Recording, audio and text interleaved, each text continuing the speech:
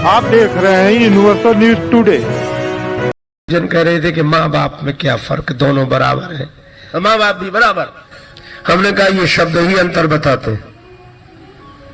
जब हम लोग बोलते हैं माँ तो मुंह खुल जाता है, जब बोलते हैं बाप तो बंद हो जाता है। जिसके आगे बालक का मुंह खुल जाए, मुखर होकर कुछ मांग सके, वह माँ है, और जिसे देखते ही बंद हो जाए वो बाप है। बालक पिता से अपने मन की बात नहीं कह पाता, माँ से कहता है। इसलिए भगवान को भी हमने पहले माता के रूप में ही देखा। त्वमेव माता च पिता त्वमेव बंधुश्च सखा त्वमेव।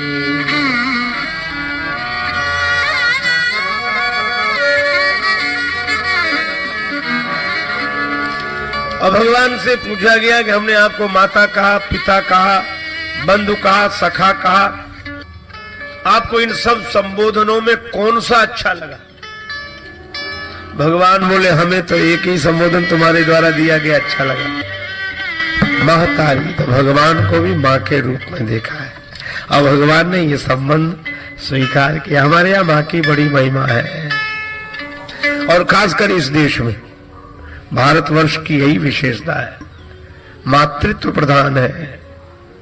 परमात्मा को भी माता के रूप में देखा और हमने राष्ट्र को भी माता के रूप में देखा।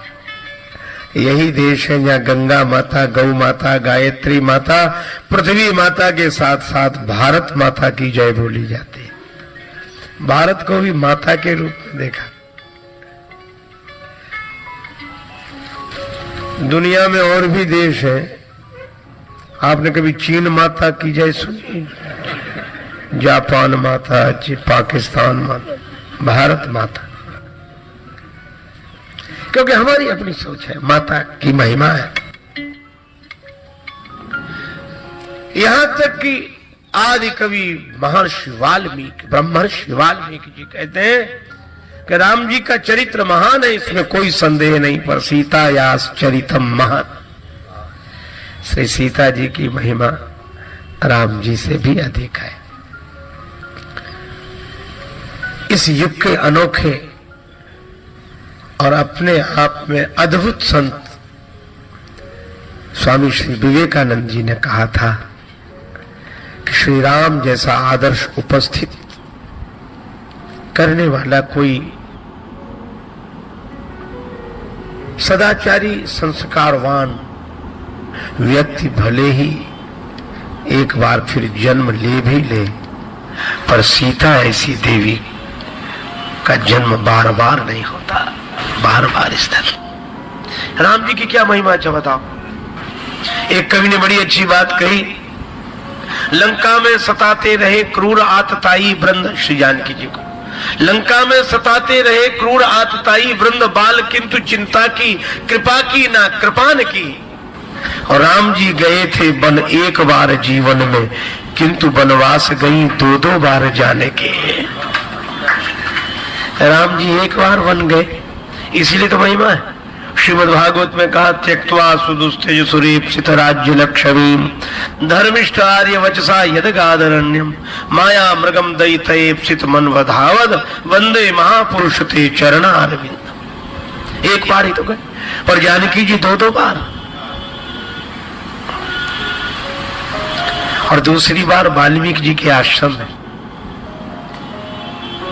श्री जानकी जी वट वृक्ष के नीचे विराजमान है। नतक ग्रीवा मिलान मुखा वैदेही को देखकर ग्राम में ललनाओं के मन में स्वाभाविक परिचय जानने की लालसा हुई।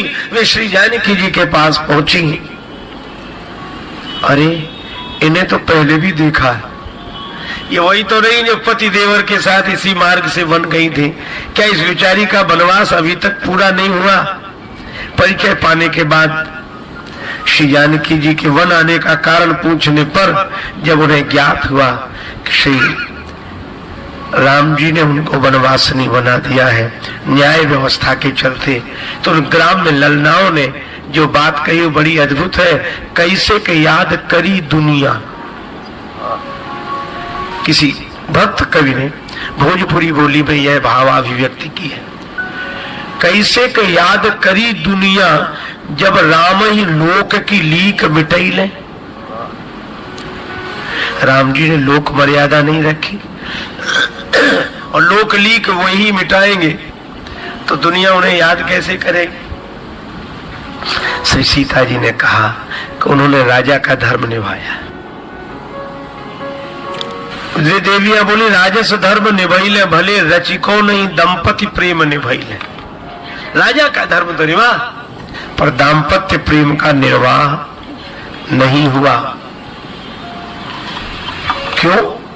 का संग रहे सुख में दुख में पति और पत्नी अस वेद बतैले।